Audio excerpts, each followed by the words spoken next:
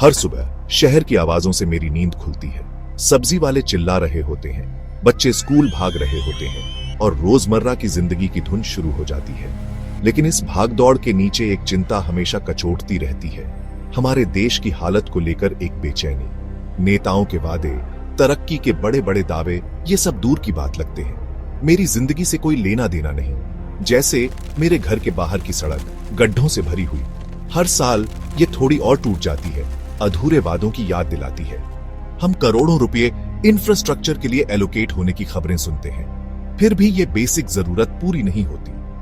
Irony ये है कि बेहतर भविष्य का रास्ता हमेशा अंडर कंस्ट्रक्शन ही रहता है। फिर बच्चों की पढ़ाई का संघर्ष, सरकारी स्कूलों में टीचर्स की गैरहाजिरी और बेसिक सुविधाओं की कमी।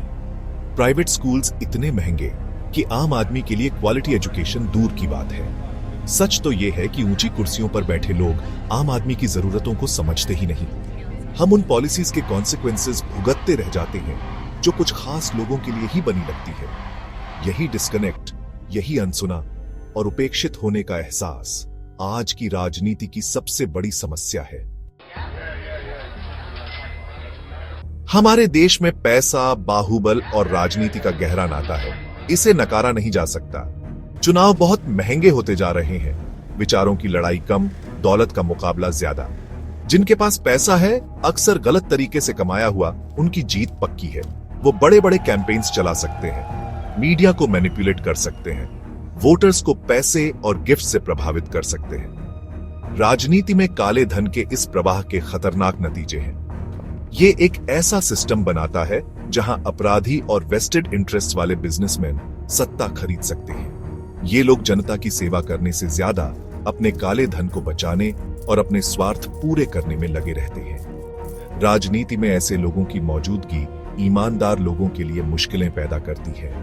जिनके पास पैसे या पॉलिटिकल सपोर्ट नहीं है, उनके लिए मुकाबला करना नामुमकिन सा हो जाता है। नतीजा ये होता है कि राजनीति में ऐसे लोग हावी हो जाते हैं जो जनता के प्रति जवाबदेह कम, अपने आकाओं के प्रति जवाबदेह ज्यादा होते हैं। सवाल उठता है, सच्चे नेता कहां हैं, जिनमें ईमानदारी हो और देश की सेवा करने की इच्छा। दुख की बात है कि ऐसे लोग अक्सर पीछे छूट जाते हैं, ऐसे सिस्टम में जहां सत्ता और पैसा सिद्धांतों से ऊपर है। सोचिए, दूसरे पब्लिक सर्विस रोल्स के लिए क्या क्वालिफिकेशंस चाहिए। एक टीचर कड़ी ट्रेनिंग से गुजरता है, एक डॉक्टर सालों लगाकर अपना हुनर सीखता है। सरकारी क्लर्क की नौकरी के लिए भी कॉम्पिटिटिव एग्जाम्स पास करने पड़ते हैं। लेकिन जब देश के सबसे ऊंचे पदों की बात आती है तो सारे क्राइटेरिया गायब हो जाते हैं। हमें ऐसे नेता चाहिए जो पढ़े लिखे हों, संवेदनशील हों और जवाबदेह हों। ऐसे नेता जो आम आदमी की तकलीफ समझते हों, जो खुद भी वही संघर्ष झेल चुके हों और जिनके पास देश को आगे ले जाने का विजन और ईमानदारी हो। हमें ऐसे नेता चाहिए जो पब्लिक सर्विस को सत्ता का रास्ता नहीं, एक पवित्र कर्तव्य समझें। सेक्शन 4, टूटे वादे और खाली जेब। इस खराब पॉलिटिकल सिस्टम का सबसे ज्यादा असर आम आदमी पर पड़ता है। हर 5 साल में हमें विकास, तरक्की और अच्छे भविष्य के वादों से भर दिया जाता है, लेकिन चुनाव खत्म होते ही ये वादे धूल में मिल जाते हैं और पीछे रह जाता है धोखे का कड़वा एहसास। आम आदमी की जेब भरने की बजाय उसे निशाना बनाया जाता है। टैक्स लगाए जाते हैं, जरूरी चीजों के दाम आसमान छूते हैं और करप्शन का बोझ आम आदमी के कंधों पर आ पड़ता है।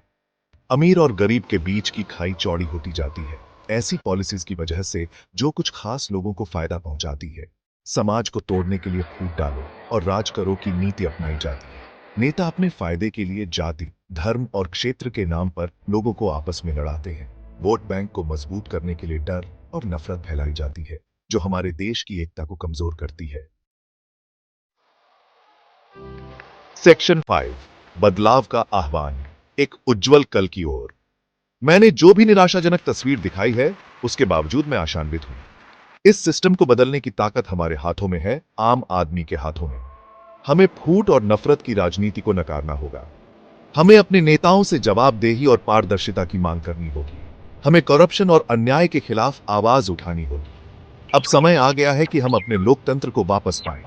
हमें ऐसे नेताओं को चुनना होगा जो शिक्षा, स्वास्थ्य और रोजगार को प्राथमिकता दें। ऐसे नेता जो कमजोर लोगों को सशक्त बनाए और पिछड़े लोगों का उत्थान करें।